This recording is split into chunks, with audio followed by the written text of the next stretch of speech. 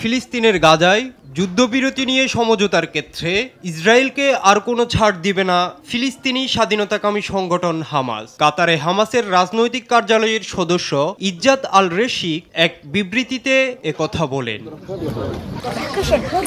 এর আগে কাতার ও মিশরের মধ্যস্থতায় যুদ্ধবিরতিতে রাজি হয় হামাস। চুক্তিতে ইসরায়েলের স্বার্থ প্রাধান্য পায়নি মন্তব্য করেন ইসরায়েলের প্রধানমন্ত্রী বেঞ্জামিন নেতানিয়াহু। তেল আবিবের মতে হামাসের গ্রহণ করা 3 দফার ওই যুদ্ধবিরতি প্রস্তাব মানা সম্ভব নয়, কেননা এটির শর্তগুলো খুব দুর্বল এবং তা কার্যকর করার মতো নয়।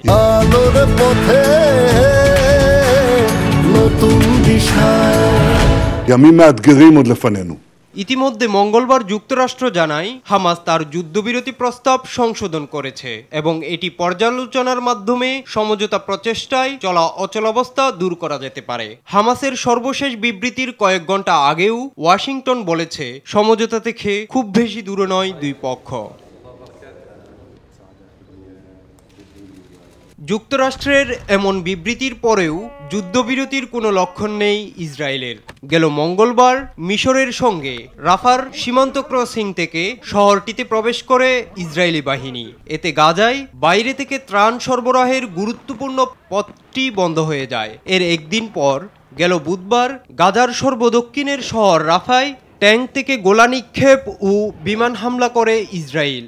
সেই সঙ্গে হুমকি দিয়েছে বড় ধরনের অভিযান শুরু করার।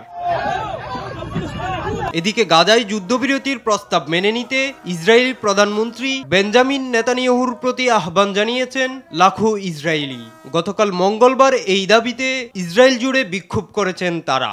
এ সময় তারা ড্রাম বাজিয়ে, গান গেয়ে এবং চিৎকার করে স্লোগান দিয়ে নেতানিয়াহুকে যুদ্ধবিরতি মেনে নেওয়ার দাবি তুলেন। ইমরান হোসাইন, RTV।